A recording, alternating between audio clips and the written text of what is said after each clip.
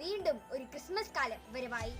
അനന്തവിഹായസിലെ നക്ഷത്രജാലകങ്ങളെ നോക്കിക്കേ. അവ ജാതിമത വർണ്ണഭേദമന്യേ അതിരുകളും അളവുകളും ഇല്ലാതെ സകലരെയും ഒരുപോലെ ദീപ്തമാക്കുന്നു. വിശുദ്ധ ലൂക്കായുടെ സുവിശേഷം 2:10. ഇതാ സകല ജനങ്ങൾക്കും വേണ്ടിയുള്ള സന്തോഷത്തിന്റെ സത്വാർത്ത ഞാൻ നിങ്ങളെ അറിയിക്കുന്നു.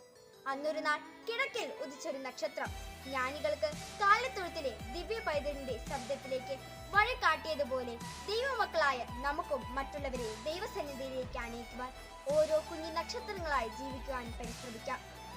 ഇന്ന് ഡിസംബർ 1 ഞായർ. തിരുസഭ അനുസ്മരിക്കുന്ന വിശുദ്ധ എലിജിയോസ് മെത്രാൻ.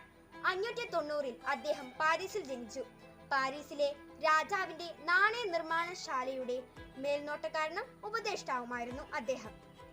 തന്റെ സമ്പത്തും കഴിവുകളുമെല്ലാം മറ്റുള്ളവരുടെ ക്ഷേമത്തിനായി വിനിയോഗിച്ചു. പുരോഹിതനായി, മെത്രാനായി, ഒരു വലിയ സുവിശേഷ പ്രഘോഷകനായി 660-ൽ അദ്ദേഹം മരിച്ചു. സകല ജനപദങ്ങളും കാലിത്തൊഴുത്തിൽ പിറന്ന ദിവ്യ പൈതലിനെ തങ്ങളുടെ നാഥനും രക്ഷകനുമായി സ്വീകരിക്കുവാൻ വിശുദ്ധ എലിജിയോസിന്റെ മാധ്യസ്ഥം യാചിക്കാം. സമാഗതമാകുന്ന തിരുപ്പിറവിയുടെ തിരുനാൾ മംഗളങ്ങൾ ഏവർക്കും ആശംസിക്കുന്നു. നന്ദി, നമസ്കാരം.